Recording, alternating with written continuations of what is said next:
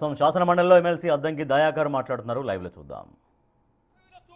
తీసుకుంటే ఆ రోజు బీజేపీలో ఉన్న ఒక మిత్రుడు ఒప్పుకున్నాడు, ఇప్పుడు వాళ్ళ పార్టీలో ఉన్న ఒక మిత్రుడు కూడా ఒప్పుకున్నారు, కానీ వాళ్ళు మాత్రం కోపంగా ఉన్నారు. ఈ రోజు కూడా వాళ్ళకు ఎందుకు ఆ కోపం? డ్రగ్స్ తీసుకోవడానికి మనం ఆహ్వానిద్దామని ఆలోచించండి మిత్రులారా. నేను ఒకటే, కేవలం ఈరోజు బీఆర్ఎస్ ప్రతిపక్షం ఉన్నది, మమ్మల్ని ప్రశ్నిస్తుంది కాబట్టి మిమ్మల్ని ఏదో మేము అణిచివేసే ధోరణితో ఈ ప్రభుత్వం ఉండదు. అధ్యక్ష, ఇదే బీఆర్ఎస్ ప్రభుత్వం.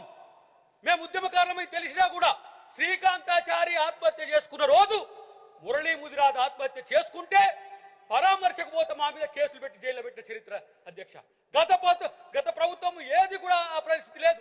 రాజశేఖర రెడ్డి గారు కానీ లేకపోతే గతంలో ఉన్న ముఖ్యమంత్రులు ఎవరు కూడా లేదు. మా మీద ఇంత కక్ష ఎందుకు ఉంది? కానీ మిమ్మల్ని ప్రేమించే గుణం రేవంత్ రెడ్డి గారికి ఉన్నది, గుర్తుపెట్టుకోండి. ఇలా మాట్లాడితే అవినీతి అక్రమాలు దేంట్లో లేదు. ఈ కార్ రేసులో చేసింది వాస్తవం కాదా? లేకపోతే మీరు కాళేశ్వరం చేసింది వాస్తవం కాదా? ఈరోజు బీజేపీ అధ్యక్ష, సిబిఐకి ఇచ్చినాం కాళేశ్వరం, ఇస్తే ఇంతవరకు దాని మీద ఊసు లేదు, ఎలాంటి ఆలోచన లేదు. బీజేపీ ఈరోజు బీఆర్ఎస్ కు సపోర్ట్ చేయడం వలన వీళ్ళు ఈ ఎత్తుగా మరి వాళ్ళు రెచ్చిపోతున్న పరిస్థితి నాకు అనిపిస్తున్నది. బడ్జెట్ లో కూడా కేంద్ర ప్రభుత్వంలో ఉన్న బడ్జెట్ 12 సంవత్సరాలు 10 సంవత్సరాల వాళ్ళే ఉన్న అధ్యక్ష. ఎందుకు ఈ తెలంగాణకు నిధులు తీసుకురాలేదనే విషయంలో ఎందుకు బీఆర్ఎస్ నిలదీయలేదు అధ్యక్ష? ఇప్పుడు కూడా మేము కేంద్ర ప్రభుత్వాన్ని ప్రశ్నిస్తుంటే వాళ్ళు మమ్మల్ని ప్రశ్నిస్తారు, కేంద్ర ప్రభుత్వం మీద కామ్గా ఉంటారు. మేము అనుకున్నాం ఒకటి ఏంటంటే, 2 పువ్వులు ప్రేమించుకుంటున్నాయేమని. ప్రేమ కాదు, కాంగ్రెస్ మీద ద్వేషం. ఈరోజు 12 సంవత్సరాల్లో ఏదైతే విభజన చట్టంలో మనం పెట్టినామో ఆ అంశాలకు కూడా మోక్షం కలిగించకపోతే కేసీఆర్ గారు ఒక మాట అన్నారు, ప్రస్తావన చేస్తున్నా, మీరు ఏమనుకోకండి. ప్రేమ, కేంద్ర ప్రభుత్వం ప్రేమ ఉంటే చాలు అన్నారు. ఇలా కేంద్ర ప్రభుత్వం ప్రేమ ఉంటే తెలంగాణ అభివృద్ధి చెందుతుందా? బీజేపీ మిత్రులు కూడా కాంగ్రెస్ ప్రభుత్వాన్ని ప్రశ్నిస్తున్నారు, పెద్ద ఎత్తున నిరసన చేస్తున్నారు. నేను అంటున్న బీజేపీ మిత్రులకు, ఎందుకు మీ కేంద్ర మంత్రులు ఉన్నారు, మీ పార్టీ ఉన్నది, మీ కేంద్ర ప్రభుత్వం ఉన్నది, ఎందుకు రాష్ట్రానికి నిధులు తీసుకురావడానికి మీరు ఒక పోరాటం చేయలేరని. ఇలా 42% రిజర్వేషన్ల బిల్లు బీసీలకు తెస్తే బాధ్యత కేంద్రం మీద ఉంటే రాష్ట్ర ప్రభుత్వాన్ని ఇలా అబాస్పాలు చేసే ప్రయత్నం చేస్తున్నారు. ఎందుకు బీఆర్ఎస్ లో ఉన్న బీసీ మిత్రుల్లో లేకపోతే బీజేపీలో ఉన్న బీసీ మిత్రుల్లో ఎందుకు ఈ ప్రభుత్వానికి సహకరించి కేంద్రం మీద పోరాడటానికి ఎందుకు మీరు ఈరోజు సిద్ధపడలేదో ఆలోచించుకోవాల్సిన అవసరం ఉంది. ఎన్ని అంశాలైనా సరే గుడ్డిగా కాంగ్రెస్ ప్రభుత్వ వ్యతిరేకత తప్పితే ప్రజా అనుకూల నిర్ణయాలు మీరు లేరనే విషయాన్ని మీకు అర్థం చేసుకోవాల్సిన అవసరం ఉంది. ఈరోజు మేమందరం కూడా ఉస్మాన్ యూనివర్సిటీలో చదువుకున్న వాళ్ళే కదా, డాక్టరేట్ తీసుకున్న వాళ్ళమే కదా. ఇలా ఉస్మాన్ యూనివర్సిటీలో స్టాఫింగ్ లేకపోతే యూనివర్సిటీ మొత్తం కునారిల్లుతుంటే ముఖ్యమంత్రి గారు అక్కడికి సందర్శించి 1000 కోట్ల రూపాయలు ఉస్మాన్ యూనివర్సిటీ పునరుద్ధరణకి ఈరోజు శాంక్షన్ చేసిన చరిత్ర. ఇలా ప్రతి యూనివర్సిటీలో కూడా ఆ తరహా తీసుకురావాలని ఒక ఆలోచన వచ్చింది. ఎందుకు విద్యాలయాలు మీరు క్లోజ్ చేయాలనుకున్నారు? ఇలా నీళ్ల పేరు మీద నిధులను దుర్వినియోగం చేసి ఈరోజు తెలంగాణ ప్రజలకు అన్యాయం చేసింది గత ప్రభుత్వం కాదా అనేది ఆత్మపరిశీలన చేసుకోవాల్సిన అవసరం ఉంది. నేను అంటున్నా, రేవంత్ రెడ్డి గారు ఈరోజు మీకు ఇష్టం లేకపోవచ్చు, రేవంత్ రెడ్డి గారు మీ ప్రభుత్వాన్ని ఓడగొట్టి ముఖ్యమంత్రి అయిన ఒక అక్కసు ఉండొచ్చు కాక, కానీ రేవంత్ రెడ్డి గారు ఒక సామాన్య యువకునిగా సమాజం కొరకు ఆలోచిస్తున్న ఆలోచనలు మీరు ఆలోచించండి. ఎందుకు మీరు ఆ ఆలోచనలో మీరు లేరో ఒకసారి ఆత్మపరిశీలన చేసుకోండి. కేవలం రేవంత్ రెడ్డి గారు ముఖ్యమంత్రి అయింది కాబట్టి రేవంత్ రెడ్డి గారి మీద దుర్భాషలాడమో, రేవంత్ రెడ్డి గారి మీద దుష్ప్రచారం చేయడమో, రేవంత్ రెడ్డి గారి మీద ఈ దేశంలో కాకుండా ఇంకో దేశంలో ఏదో సోషల్ మీడియాలు పెట్టుకొని ఇలా ఏం ఇష్టం వచ్చినట్టుగా ప్రచారం చేయడం కాదు. రండి, మూసీ ప్రక్షాళనకు సంబంధించి, మూసీ పునరుజ్జీవానికి సంబంధించి మీరు కలిసి వస్తే సమస్య ఏంది?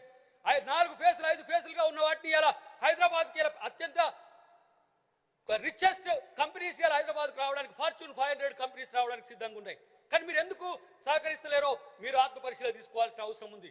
తెలంగాణ గ్రామీణ ఇలా ప్రజలు ఈ ప్రభుత్వం పట్ల ఉన్న ప్రేమ వివిధ పథకాల రూపంలో మాకు తెలుస్తున్నది మిత్రులారా. కాబట్టి నేను అంటున్నా అధ్యక్ష, కేవలం రాజకీయ కోణం మాత్రమే ఆవిష్కరించేటట్టుగా మన సభలు జరగొద్దని మీకు విజ్ఞప్తి చేస్తున్నా అధ్యక్ష. రాజకీయాల కోసమో పొలిటికల్ కాంట్రాక్ట్ కోసం ఇది పెద్దల సభ అధ్యక్ష.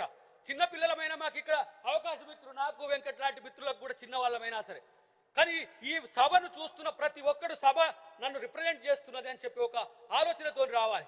నేను అంటున్నా, ఈ సభా వేదికగా ఎందుకు మీ ప్రతిపక్ష నాయకుడు రాలేకపోతున్నారో, లీడర్లెస్ పార్టీ అంటే బాధపడుతున్నారు కదా మీరు. అంటే ఇది కూడా సబార్డినేషన్కి ఇస్తారా? ఇదేమన్నా రాజరికమా?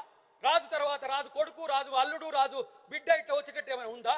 ప్రజాస్వామ్యంలో ఎన్నుకోబడ్డ వాళ్ళే ఉండాలి, కానీ మీ పార్టీలో మీ ప్రభుత్వంలో ఎప్పుడు కూడా ఆ పరిస్థితి లేదు. కానీ ఇప్పుడు మీరు కాంగ్రెస్ పార్టీని చూస్తే మల్టిపుల్ రిప్లికా, ఇది ఈ తెలంగాణ సమాజం యొక్క రిప్లికా కనబడుతుంది. కాబట్టి నేను అంటున్నా, ఒక రోజున కేసీఆర్ గారు కూడా మా ఉద్యమ సహచరుడే.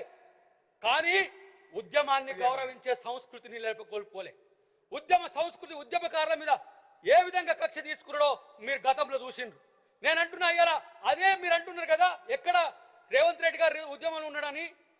ఉద్యమంలో ఉండి ఇదే సభలో ఏ విధంగా హరీష్ రావుతో పాటు సభలో లేడైన పేరు తెచ్చుకుంటే మీరేమని అనుకోవచ్చు కాక, ఏ విధంగా గవర్నర్ గారి ప్రసంగం విషయంలో ఏ విధంగా అడ్డుకున్నాడో మీకు తెలుసు. కానీ ఉద్యమకారులను ప్రతి ఒక్కరిని జైల్లో పెట్టిన చరిత్ర వీళ్ళది అధ్యక్ష. అది ఆ రోజు జేఏసీ చైర్మన్గా ఉన్న కోదండరామ్ గారిని కావచ్చు, ఆ రోజు ఈ రోజు కూడా ఉన్న కృష్ణమాది గారిని కావచ్చు, మాలాంటి వాళ్ళని కావచ్చు, ఎవరు కేసీఆర్ని వ్యతిరేకిస్తే వాళ్ళని జైల్లో పెట్టిన చరిత్ర అధ్యక్ష.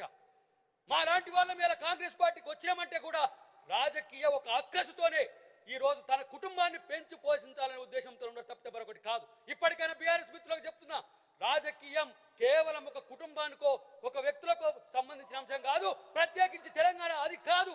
తెలంగాణ అది సహించదు. తెలంగాణలో ఇలాంటి రాజకీయాలను చిల్లు చేటు కొట్టేయాలా, కేసీఆర్ కుటుంబాన్ని ఎలా పతనం చేసే చరిత్ర. కాబట్టి ఇప్పటికైనా కనీసం సమస్యల మీద చర్చించే ప్రయత్నం చేయండి, సమస్యల కోసం తీసుకొచ్చే ప్రయత్నం చేయండి. కానీ ఎవరో ఆయన చెప్తే ఈయన చెప్తే ఆయన కొడుకు అనేది ఇది రాజ్యం కాదనే విషయాన్ని తెలుసుకోవాల్సిన అవసరం ఉంది. మిత్రులారా, నేను ఒకటి చెప్తున్నా, మీకు చిత్తశుద్ధి ఉంటే బీజేపీ ప్రభుత్వం మీద పోరాడే దమ్ముందా ఇలా ఆలోచించండి అని చెప్తున్నా. బీజేపీ ప్రభుత్వం మీద ఎందుకు పోరాడతలేరు మీరు? ఇలా ఏ బడ్జెట్లో కానీ రైల్వే లైన్లు కావచ్చు, ఇలా కేంద్ర ప్రభుత్వ ప్రాజెక్టు కావచ్చు, ఇక్కడికి వచ్చే వాటిని కూడా ఇలా కేంద్ర ప్రభుత్వం అడ్డుకుంటున్న పరిస్థితి. అంటే తెలంగాణ అంటే కాంగ్రెస్ విమర్శించడానికే మీరు ఉన్నారా? బీజేపీ గురించి పట్టించుకోరా? బీజేపీ బడ్జెట్లో మనకు చూపించిన ఏదైతే వ్యతిరేకత ఉందో కనీసం రిప్లికా కూడా వాళ్ళు చేసే పరిస్థితులు లేరు అధ్యక్ష. కాబట్టి నేను అంటున్నా, ఇలా తెలంగాణ ప్రజలు కాంగ్రెస్ పార్టీని ఏ విధంగా కోరుకున్నారో మొన్న మున్సిపల్ ఎలక్షన్లో కూడా మీకు అర్థమయ్యాలి. జూబ్లీహిల్స్ ఎలక్షన్స్ అర్థం కావాలి, ఎంపీ ఎలక్షన్స్లో 0 వచ్చినాయి అర్థం కావాలి. ఇలా ఏదైతే కంటోన్మెంట్ ఎన్నిక ఉందో అక్కడ కూడా లేరా? ఏమైనా సరే సర్పంచ్ ఎన్నికల్లో రేపు ఎంపీటీసీ జెడ్పీటీసీ ఎన్నికలు కూడా అదే పరిస్థితి.